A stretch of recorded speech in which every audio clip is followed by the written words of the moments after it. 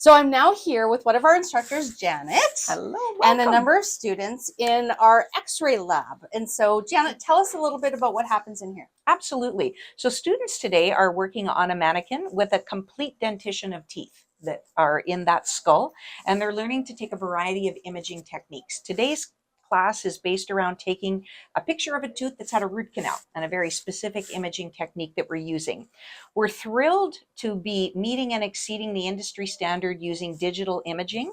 And when we're talking about collimation and the X-ray imaging we're taking, it's the lowest reduction in radiation exposure to the patients, which has been recommended to us by Cancer Care Manitoba and our regulator, the Manitoba Dental Association. So students are heading out equipped in a practicum situation to be able to take a variety of techniques on all of the teeth in a patient. And I think we're very excited to see them heading out to be able to do that. Wonderful. How are you feeling about your preparation? Good. Yeah? Good, Yeah? Oh, that's wonderful.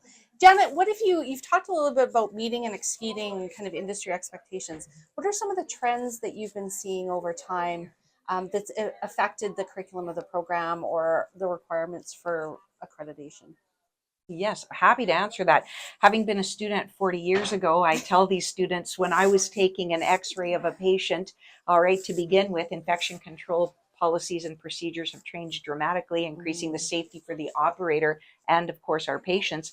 And second of all, I would have had to have taken that film from a patient's mouth and wait at a unit that was processing it for upwards of 7 minutes. And, you know, in dentistry, things are moving at a very rapid pace. So 7 minutes to a dentist waiting to see an image is a lot of time. So with digital radiography, again, I've touched on it, the biggest advantage to the patient and the operator is a dramatic reduction in radiation exposure.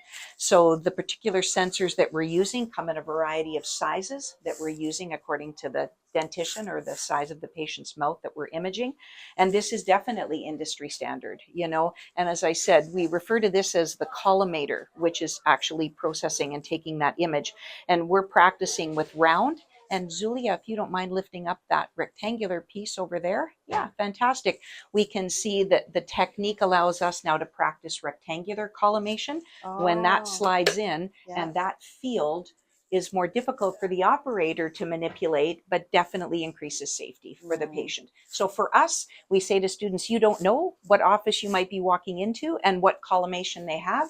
So for us, we've been able to practice both techniques, and that's critical. So yeah, you know, as far as the industry goes, it's operator and patient safety is integral, and any steps that we can do to create that environment, you know, are top of mind, you know. And for these folks heading into the field right now, we continue to be a very high demand career, you know. I tell students that right now the industry is waiting with bated breath for you to head out and be able to fill those vacancies in offices. You know, it is definitely a student market, as I would like to say right now, which is really exciting because that can't be said in other choices of careers, but the profession is waiting, and we're excited to be able to send them a highly qualified and wonderful Red River graduates. So wonderful. So How do we, when we're talking to students, what do you often hear about why they've chosen dental assisting as a career? yeah, and that's a great question. I mean, we could turn to the experts right here, but I know for myself, I answered that by saying I knew I wanted a healthcare career.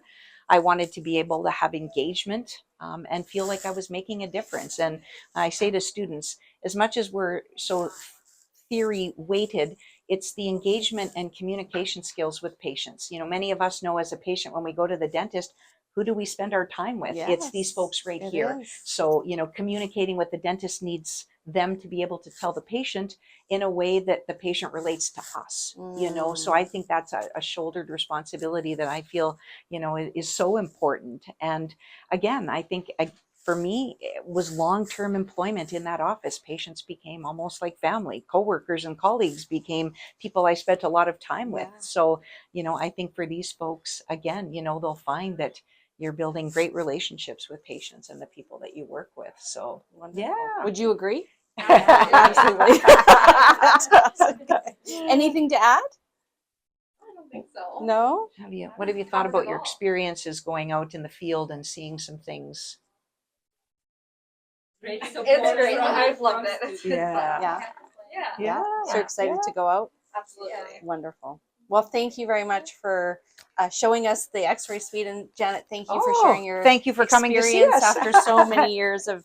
And I'm always so inspired by the expertise that our instructors Oh. have, and your passion for what you do that obviously you share with our students. So thank you so much. Thank you for being here. All right. All right.